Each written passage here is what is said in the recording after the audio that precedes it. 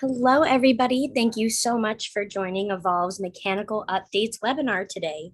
We have with us our product experts, Alex Siebert, Amber Zinke, Jason Earl, and Andrew Somerville. And Andrew is going to be starting us off today. Hey guys, what's happening? This is our monthly Evolve Mechanical update question and answer. I am our outbound product manager. So what that basically means is a product liaison for you guys, and then internally for us, it's between product side and then marketing, sales. Let them know what you guys are saying, and then tell the product team anything sales is hearing. But all that to say, if you need anything from the product, we are all about making you guys more efficient. But saying that, we've got Alex, like Marina said, who's going to go over some product licensing stuff that he's gotten a few questions about, and then Amber's going to roll into some features that you may have gone over before, or Adam may have gone over them last month. But we really like these, and we really want you guys to use them well. So, saying that, Alex, if you want to take over and get into it. Definitely. Thanks for passing it over. I'm actually going to share my screen here real quick to kind of show you guys exactly what that portal is going to look like. So I'm going to put it up here real quick. Let me know if you can see my screen, team. Yes. Awesome. Perfect. Awesome. So this is going to kind of be exactly what your admin is going to see when they log into the portal. As I tell everyone right off the bat, the company members is really the meat and potatoes of the portal right now, because that's where your license management is housed. So the thing that I've been hearing a lot about is how do I remove a license from a user? How do I reassign it? How do I delete a user? So I just kind of wanted to walk through a couple of those things with you today, just to make sure that I can show you how it's done and help you out as best I can.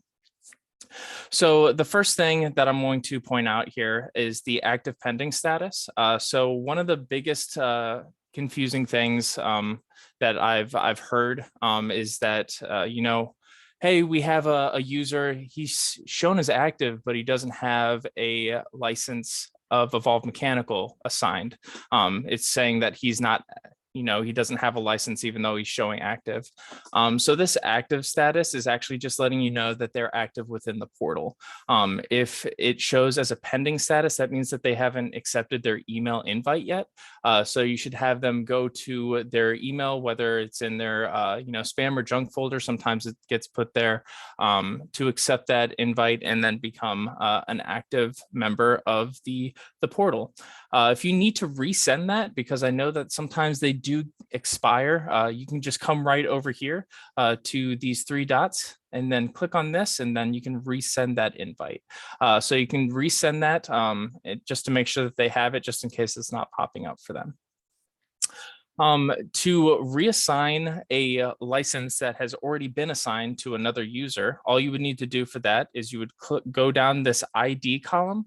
You would click on this little drop-down menu for the user who you want to remove the license from.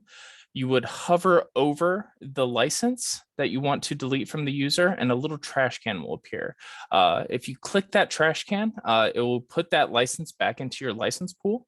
So that way you can reassign that to another person. If you accidentally delete a user, you come over here, you delete a user because they've left the company, or they aren't going to be using an Evolve license anymore, whatever your reason is for deleting that user. If you have forgotten to delete that entitlement or license from them, you can still do that. All you would need to do is show deleted users.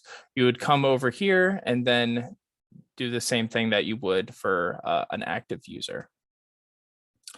Other than that, that's basically the number one question I get asked about the portal. So moving that license around can be a little bit confusing at first, but as I just showed you right here, it's just a couple points and clicks, and then you should be good to go. But if you do have any questions, comments, concerns, or you run into anything, any problems with the portal with this workflow or with any other workflows, please feel free to reach out to me and I'll do my best to help.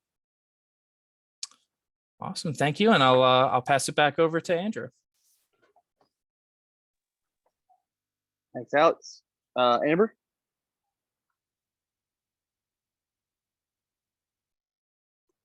All right, can everyone see my screen? Yep. All right, perfect. Okay, so I'm gonna be focusing on Colorizer reports, and I know one of the suggestions last month was going over some of the panels themselves. So if we got time, I'll go over sleeves today. So again, kind of keep this, if anyone has questions or anything like that, feel free to ask us. So within 6.0, we have our Colorizer. So I know Colorizer was something that we went over last month, but I'm going to dive a little bit deeper into Colorizer itself and show you some other use cases that you can do. So within Colorizer, I like to explain it in the way of it's almost a reverse filter. So instead of having to go to every single view and set up your filters or your view templates, you can do it right within your Colorizer. So to go over this, we have our run order, we have our rule name. So what do you want to name your Colorizer? And then if you want to start to break it up, you definitely can. So just like any other dialog box within Evolve, you can sort and filter. And then from there, we have a subgroup. So again, even if you want to come in here and sort even further, you could definitely do that. Description is great for if you're going to be having within your company a ton of different Colorizer rules, because these are project settings. So anytime you see the word project, these settings will be saved to the Revit file itself. So if you're going to have multiple people come in here and create any of these rules, I definitely recommend putting some descriptions so your coworkers actually know what's going on and why you have this Colorizer rule set up. So from there, we have our element filter. So within our element filter, this is going to be when you get really specific on the elements that you're trying to find. So in this situation, I'm going to be doing for my spool status, I'm going to have damage on arrival. So I'm going to have my categories themselves, the assemblies. My parameter name is going to be EM status, contains. I always like saying contains. Again, preference, you might want to say equal to, but I always like contains. So contains consistent value damage on arrival. So that's again to find the very specific element I'm trying to find. So from there, I'm going to say my views.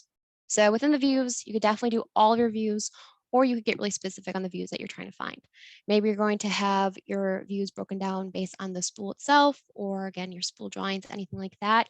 You can come in here and specify that right here. So you could say any view that contains this word, that's the only time I want my Colorizer rule to be applied to. And then from there, you can just choose the color that you would like, and that's actually set up the rule itself. You can also export and import them in. We have a good amount of rules preset up within that sample file. Definitely recommend downloading that sample file. It has a ton of great resources for you and a lot of rules preset up for you. Just so again, you can get a little bit of a feel. You definitely come in here and duplicate them too, and kind of again, do a little bit of twist. Like you, especially with this for your spool status, I could definitely duplicate it. Instead of having to redo this, I can just go into my element filter and swap out my value for a different status.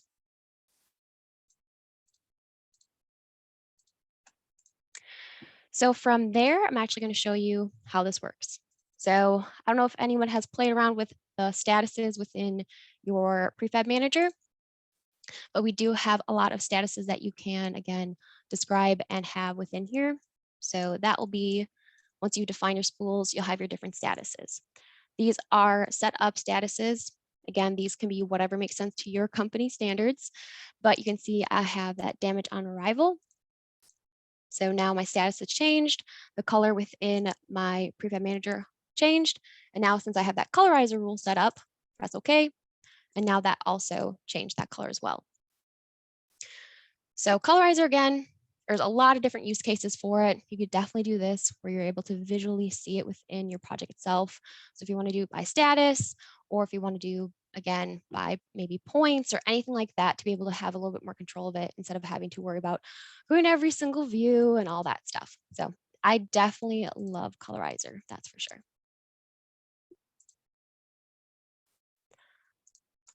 So going on from there, so that's colorizer. Any questions on colorizer? If anyone does, feel free to put it within the chat. If not, I'll move on to our reports. So with reports, this is another 6.0 feature that I'm beyond excited about. It is something that I totally know it's going to have a lot of use cases. If there's something to when it comes to custom reports or anything like that, definitely feel free to reach out to us, but I'll show you how these are set up.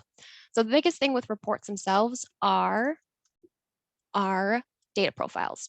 So again, with data profiles and reports themselves, these are things within that sample file that I definitely recommend utilizing.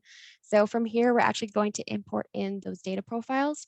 So for the data profiles, the two that are going to be the most important is your project information for the reports and the data profile that goes along with the report itself. So we have like the build of material itself, or your trapeze report, or your rectangle straights, things like that. So within the sample files themselves, your data profiles and the reports themselves will have pretty much the exact same name, so you know which ones go together. So that's definitely helpful. So within here, we have our EV build material. You'll have your description. Again, you'll have that glorious element filter. I definitely recommend, if anyone has questions about element filter, that's definitely a feature to go over, because element filter is something throughout Evolve itself. You'll have it within a ton of features. So definitely suggest element filter. So within here, you can see we have a ton of different categories selected for this data profile itself. And then we have our entire project as a selection scope. And I'll show you within the reports itself, you can definitely filter down to, let's say, a location or a spool itself. So that's definitely nice as well. Within your data profile itself for your build material, you'll have all of these fields that are applied to it. So you have your column name and the parameter. So within the parameters themselves, these are the information within the parameter that's going to be pulled for your column itself. So within this report, you're going to see we'll have lengths, we'll have descriptions, we'll have your type, your custom ID, and a ton of different information as well. So data profiles is definitely the first step when it comes to your reports, because you want to be able to import in your data profile, and I'll show you why. So when we go into our reports itself, you're going to see those profiles here. So you can either come in here and make your report itself, or again, I definitely recommend importing in those reports. It's going to be the fastest way, especially when you're just figuring out reports. There's a lot to it, and I'll definitely show you that as well. But from here, we have our build material. We have your primary profile. It's going to be your project information. So super helpful. So you'll have all of your project information already within that build material itself. And then you're going to have that additional profile itself, and you're going to choose the data profile that is connected with that report itself. So for your build material, I'm going to want my data profile of my build material. From there, there's two different ways. You can come in here and just say run report. I'll run this for you. So this is the report itself. So this is the first option to be able to view it. Then you're able to quickly then just print your report itself. Or I can come in here, select this, and go into my open report design. And this is also where you're going to be able to modify the report itself. So swapping out logos or anything like that. So that's within the designer, or you could also preview it right within here as well. But then here we have our parameters. So this is where you can start to filter it down. So you can see we have our reporting categories. So you'll have all of your categories right here. Sort by, category and subcategory, and then group by. We can do locations. So within here, I think I have 2 locations. Yes, I do. So from here, I can definitely select one of those locations themselves. And from there, if let's say I want to say packages and spools, so it's definitely nice that I can just come in here and have the ability to sort down and filter it down to be able to see just the spool itself within, again, that location, or again, filter down my build material for just my spool itself as well. So we'll kind of again do that again, just so you can see.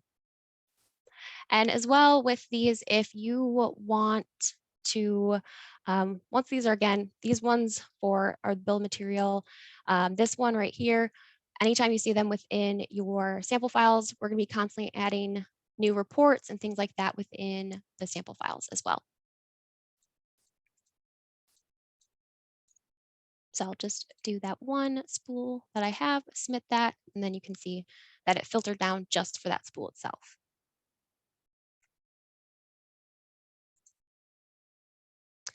Let's do another one for our reports. Let's close out of this one. There we go. So I definitely enjoy these reports. Just again, having that control of viewing your information, another way of spitting out more information, super helpful. If you want to have schedules, reports, and have a mixture of them, you can definitely do that as well.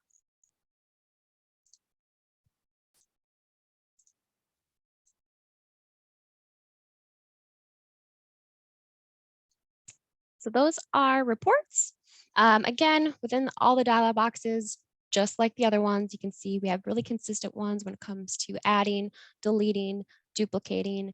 You have the ability to, again, run that report. And the biggest thing is being able to export and import in.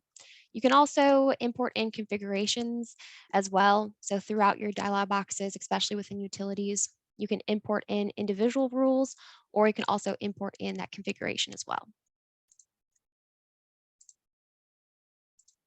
All right, so moving along, we also have our sleeves. So sleeves, I'm going to go into a 3D just so you can, again, have a little more control and visibility of my kind of drawing itself. Also, too, what's nice about our drawings is the fact that as I'm modeling in, you can see with those colorizer or things like that with the colors, it's super helpful. Okay, there we go. So sleeves. Okay, so I'm going to go over the settings first. So there's two different ways of placing your sleeves. So with our sleeves, we have the ability to adjust your autoplay sleeves.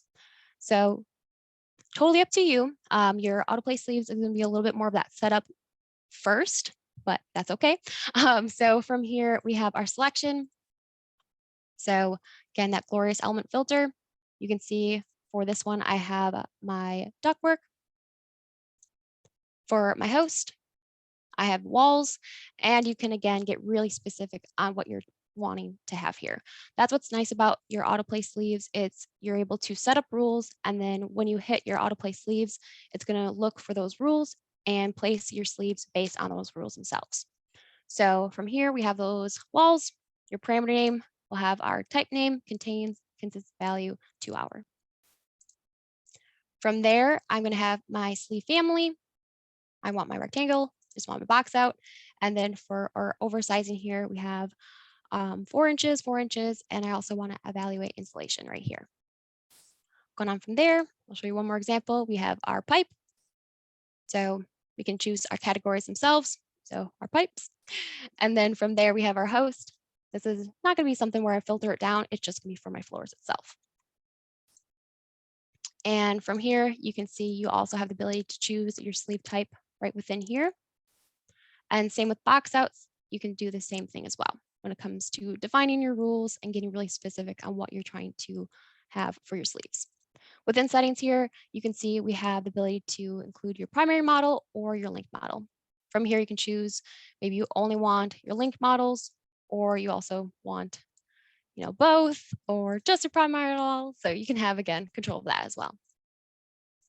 Again, like to point out, these are project settings, so super helpful. So you can have one person set up these rules, and then from there, everybody else can just place sleeves where it is needed. Also, you can export and import this out as well. So if you have pretty consistent settings for all of your different projects, definitely just recommend importing them in. So from there, all you have to do, window select everything and hit auto place sleeves. And then it'll give you a pop-up of how many sleeves and box outs were placed. You're going to see we do have those pre-embedded points, which is super helpful. When it comes to sleeves on the mechanical side, just like to point out, our sleeves are families. So that is one thing to take into consideration, but super helpful for that as well. So that's the first way. The other way is we just have our place sleeves. So there you just want to select what you would like to have for your sleeves to be placed on, say place sleeves. You can then come in here and say your sleeves. So I select pipe and ductwork. So, but from here you can say either rectangular or round, and then you can say for your box out. And then if you want to add any cushions, definitely can do that. So we'll come in here and press OK. So you can say individual sleeves or box outs. I'll just say box outs for the situation. And there you go. So very nice to have that. So that would be great for maybe, after you do your autoplay sleeves, maybe you have a design change and you want to just do one-off situation, you could definitely do that as well. And then for there, we'd also have a convert to box out. So if you have the need to, again, place box outs, you don't have to delete anything, you can just convert to box outs as well. So that is sleeves. Any questions so far?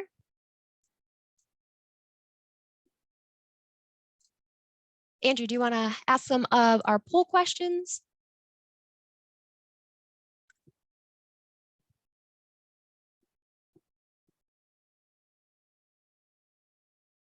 If not, here, I can ask some poll questions as well here. So I kind of want to get a feel of everybody and if everybody is in 6.0. So we will create one. Let us see here. I guess also you could also do a raise of hands. So I guess to get a feel, if everyone could raise their hand if you are in 6.0. I think that would be super helpful. Okay, we got one. Ooh, okay, we got 3. Very nice. Cool. So, whoop, there we go. We're getting a few of those. So how is everyone, is there any questions on 6.0 or features within 6.0 that anyone would want to go through within this meeting itself? Definitely, because I know we can definitely cut this short and again, give you 30 minutes back in your day. If not, we could definitely go over a few more of the 6.0 features as well.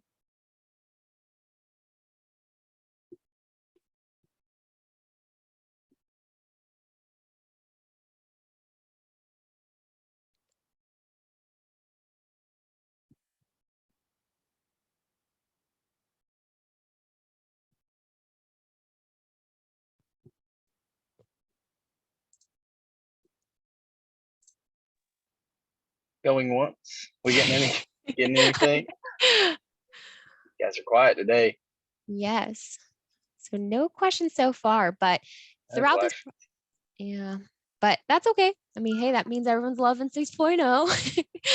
But again, after this meeting, if anyone has any questions and wants to work one-on-one, definitely let us know if there is any questions on 6.0 or features that you would like to go over more. But we'll definitely, again, in future meetings, go through 6.0. And also, if there's any suggestions of features that you would all like to see, we can definitely do that as well.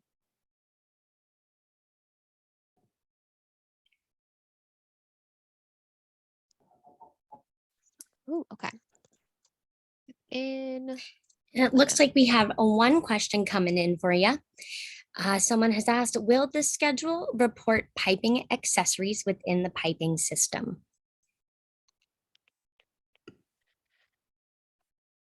So this is going to be what we have our straights, and then we also have our fittings right within here.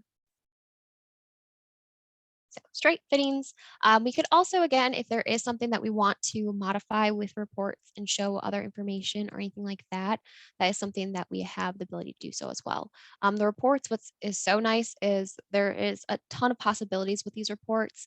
That's why if there's anything that you all would want to see with reports, definitely feel free to email us because these are 6.0, a brand new release. There's definitely a lot of capabilities with these reports. It's just wanting to make sure, seeing what you all would want within reports as well. So then we can start to create some of those as well.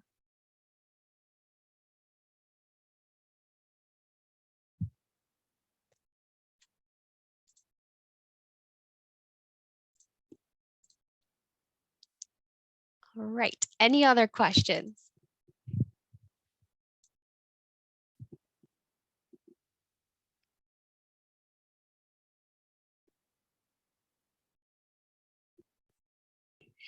Looks like we got another one here, Amber. Brian Welch asks, can you create default sleeve sizes by diameter? Some sizes we like to have a certain diameter sleeve rather than a 1/2 or 1 inch gap.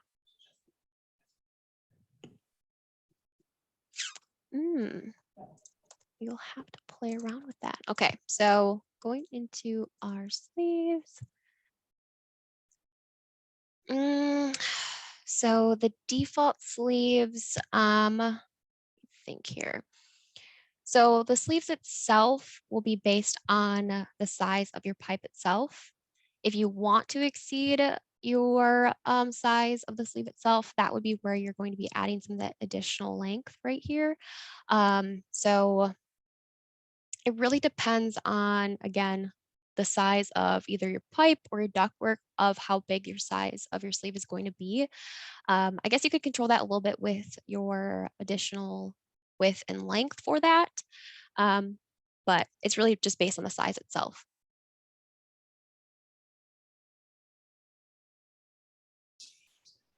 Great. And another question here. Someone asked, can you choose the output file type or does it only output a PDF? They're asking, they said they'd like to be able to maybe make it a, CSV file. Okay, yeah. So with that, with like the data profile itself, this information here, that's something that you could definitely have mapped to your CSV data exchange.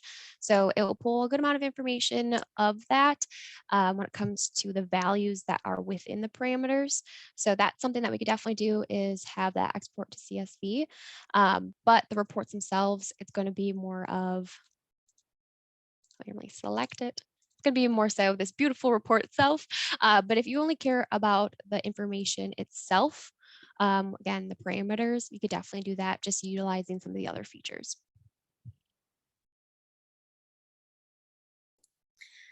And Mike Flores has asked, will the schedule report hangers as well? All thread, rod, type of hanger, nuts, washers, etc. Okay, let me see. I have one for my trapeze. That'll be more for that. I can actually bring that report in and show you that one as well.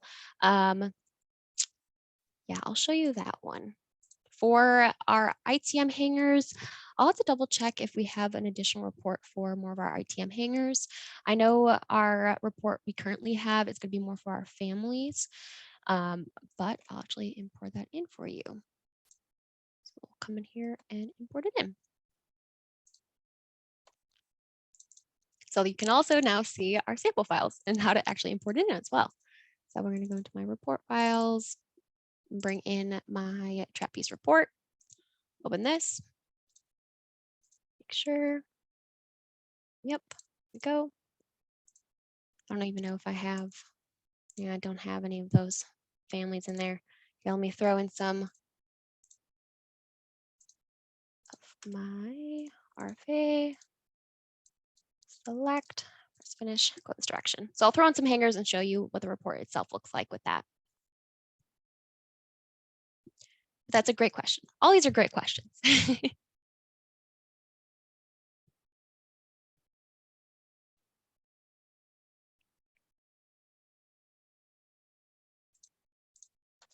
All right, let's go back in here and now we'll go here.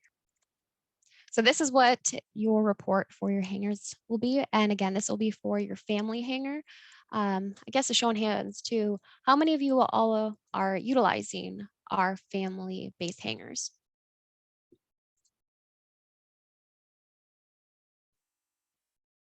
Is anyone using our family-based hangers? Or is everyone just using ITMs? I guess we could do a show of hands. Who is using ITM-based hangers? All right. Okay. Yeah, so for our ITM hangers, I'll look into seeing if we have a report itself or if we're working on a report for that one. But currently this is the report for our trapeze hangers.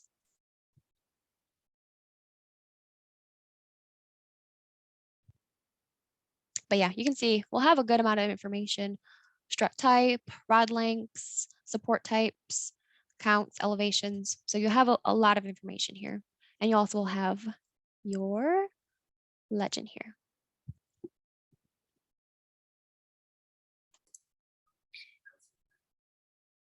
Great All right. stuff, Amber. Thank you so much. It is about time to wrap up. Oh, great. We got one more question here. And please, anybody else have any lingering questions? Now is the time to throw them in there. And so we have someone asking, what is the process of loading in the Evolve hanger and sleeve families that are utilized by the hanger sleeve tools? This person says, we use the ITMS currently, but are open to using families if they contain more functionality. So with our Evolve Mechanical, primarily everything is going to be utilizing ITMs.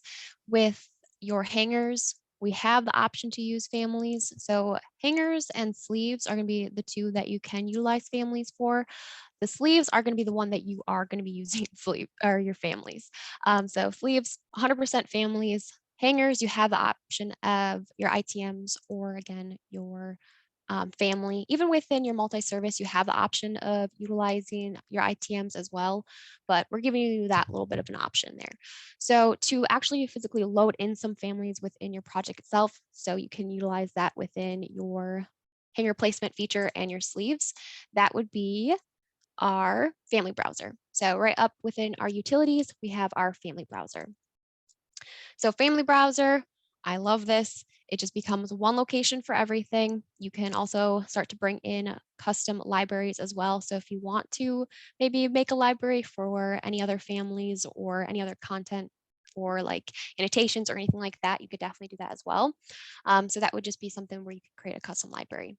But you're going to see right within our family browser, you can break it up by category, subcategory, manufacturer as well.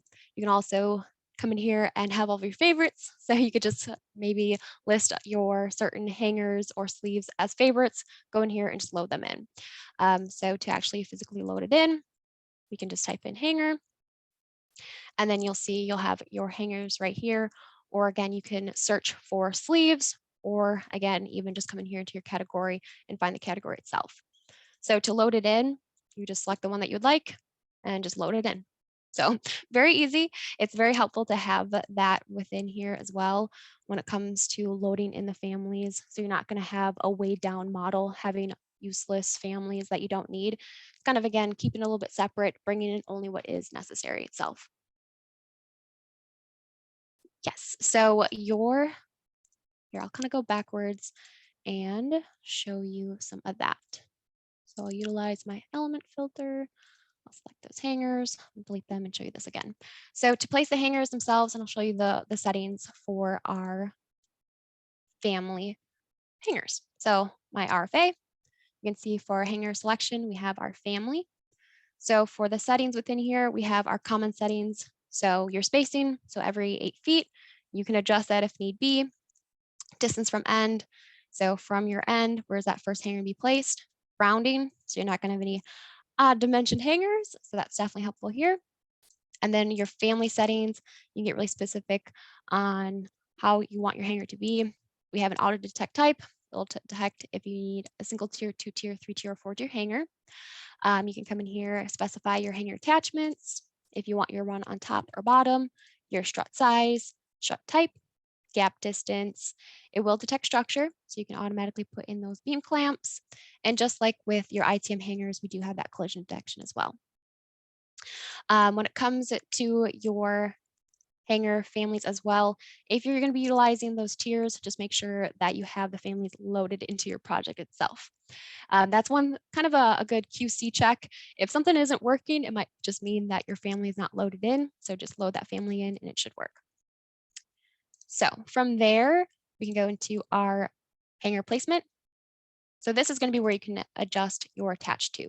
So attached to near structure overhead, distance below level, a linked model, and reference plane. So here you can choose between your linked models and also through your reference planes as well. For your placement, we have our mode. So for ITM hangers, when you're placing those hangers, you window select the elements that you want hangers to be placed to. With our multi-service hangers, we have our modes. So we have entire path, change direction, or a single hanger. Single hanger will place just a single hanger.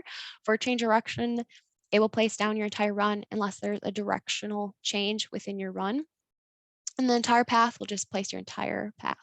So we'll do entire path, we'll do our RFA profile, and we'll do our options attached to a linked model. So from there, we'll select our elements, press finish, and choose the direction. So that is super helpful because when I'm saying choose a direction, I started from here and I want my hangers to be placed down my entire run. I could kind of again select maybe right here and choose this direction, and it would only place my hangers down this chunk right here and it wouldn't touch anything else. So you have a little bit more control of how you want those hangers to be placed. So hopefully that answers your question a little bit more in depth as well when it comes to placing your hangers with families. And that you may have just touched on this a bit here, Amber. We had a question from Casey Ewald asking, does the Evolve family attach to the structure above? Yes, so that's where you can control that based on your options here, so attached to. One thing I would like to point out for the family-based hangers for like ITMs, I know ITM hangers are gonna be sticky to the elements and the deck itself. With our family-based hangers, they're sticky to the deck, but not the elements. So if your pipe move, your hanger is going to stay. But this is nice because if you have a slope deck, your rod lengths will be adjusted. So that's one thing I definitely enjoy is the fact that there's no fake it till you make it when it comes to rod lengths. You're going to have extremely accurate rod lengths. Your family itself, again, there is a lot of things that you can control. You can also include insert depths for your rods as well. But we could definitely dive a little bit more into families for your hangers or anything like that as well for the next meeting if anyone would like that as well. Great stuff. All right, that looks like all the questions we had come in for the day. Thank you so much, Amber, for sharing with us here. And I want to let everyone know that we'll be following up with a recording of the webinar. And we always have these updates on the last Wednesday of every month. So make sure to join us again next month. And we're always happy to have you drop in and ask any questions. Thanks so much, everyone, and have a great day.